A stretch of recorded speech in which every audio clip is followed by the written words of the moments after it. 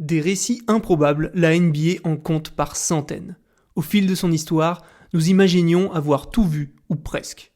Des paniers improbables, des retournements de situation, des records à foison. Bien souvent, ces histoires loufoques, elles prennent place dans les plus anciennes années de la Ligue, là où les règles n'étaient pas encore très en place, le style de jeu était différent. Mais aujourd'hui, je vous propose de nous pencher sur un match plutôt récent, datant de 2010. Un match entre les Warriors et les Blazers.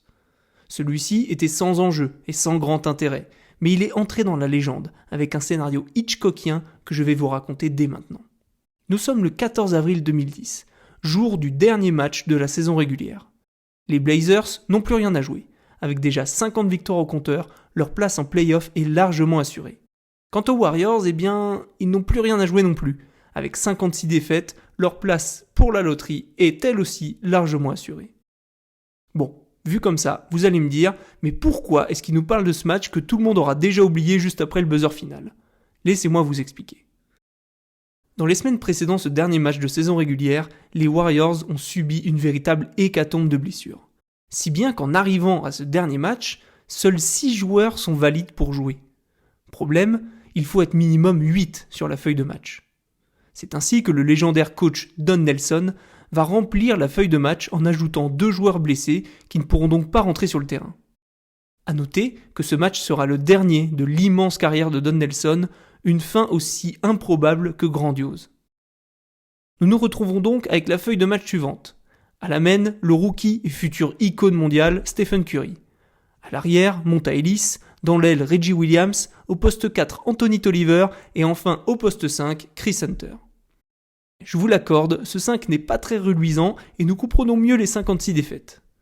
À ces 5 hommes, je vous ajoute un 6e homme, Devin George, ancien triple champion avec les Lakers et qui lui aussi joue le dernier match de sa carrière. Puis, pour compléter la feuille de match, 2 joueurs blessés, Anthony Morrow et Ronny Turiaf.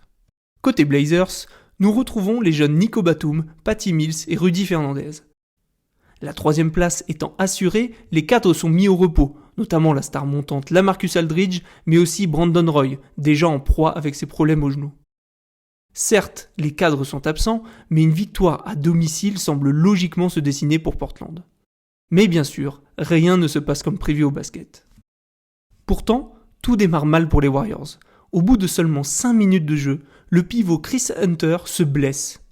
Par conséquent, Don Nelson est contraint de faire entrer son seul et unique remplaçant, Devin George. Il reste 43 minutes à jouer dans ce match et les Warriors sont déjà dos au mur. Ils n'ont plus le droit à l'erreur. Il ne faut plus aucune blessure pour les 5 hommes sur le terrain. Mais ce n'est pas une blessure qui va venir entacher la fin de ce match, mais bien une 6e faute commise par Devin George.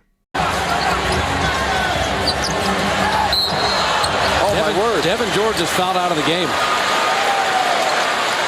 Devin George has fouled out of the game. The Warriors have played essentially 5 players the whole night. And Chris Hunter, who has been dragging that injured leg, is going to have to somehow, some way, do whatever he can do. En temps normal, cette 6e faute serait synonyme d'expulsion, mais coach Nelson n'a plus aucun joueur valide à mettre sur le terrain. S'ensuivent alors de longues secondes de tergiversation et de négociation. Don Nelson connaît le règlement. Aucune équipe ne peut être réduite à moins de joueurs, c'est logique. Les 3 autres joueurs présents sur le banc sont blessés, il lui apparaît donc logique que Devin George puisse rester en jeu. Cependant, le règlement est un peu plus subtil que cela. Il précise. Si un joueur reçoit sa 6e faute et que tous les autres remplaçants ont déjà été disqualifiés, alors ce joueur doit rester en jeu. Une faute technique sera donnée à son équipe et il en sera de même pour les fautes suivantes. Et c'est sur cette petite phrase que les arbitres vont s'appuyer pour contraindre Don Nelson à faire entrer ses joueurs blessés. Cette petite phrase c'est « et que tous les autres remplaçants ont déjà été disqualifiés ». Et oui, quand il s'agit de siffler des marchés ou des reprises de dribble, les arbitres sont un peu moins pointilleux, mais alors quand il faut être strict sur le règlement au point de forcer des joueurs blessés à rentrer sur le terrain, là il n'y a pas de souci. Résultat, après plusieurs minutes de négociation, Don Nelson est contraint de faire rentrer Chris Hunter à nouveau. Le tout se passe sous une bronca des fans, impatients que le match reprenne. Visiblement, les supporters des Blazers trouvent cela normal de faire jouer des joueurs blessés.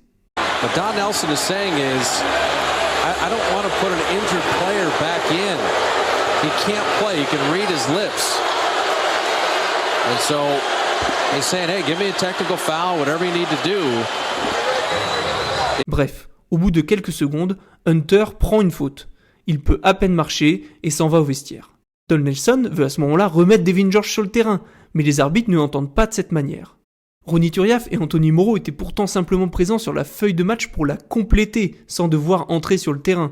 Mais si l'on veut suivre le règlement à la lettre, il va falloir que ces deux joueurs rentrent sur le terrain, sortent sur blessure et retournent au vestiaire. Une fois fait, le banc des Warriors est maintenant littéralement vide, et Devin George peut enfin entrer à nouveau. Mais qu'en est-il du match dans tout ça ? Eh bien, malgré les nombreux lancers obtenus par les Blazers dus aux multiples fautes techniques, les Warriors s'accrochent.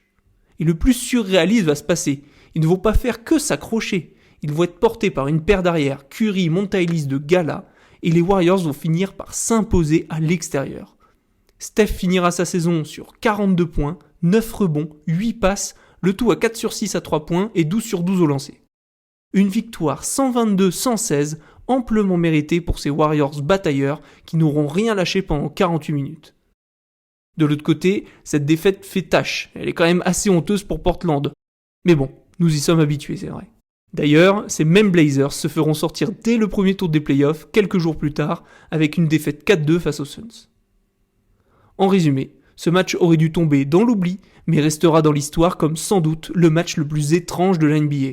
Stephen Curry nous avait déjà montré son futur de pyromane, Don Nelson tira une belle référence sur sa magnifique carrière, et les Blazers ont perdu un match qu'ils auraient dû gagner.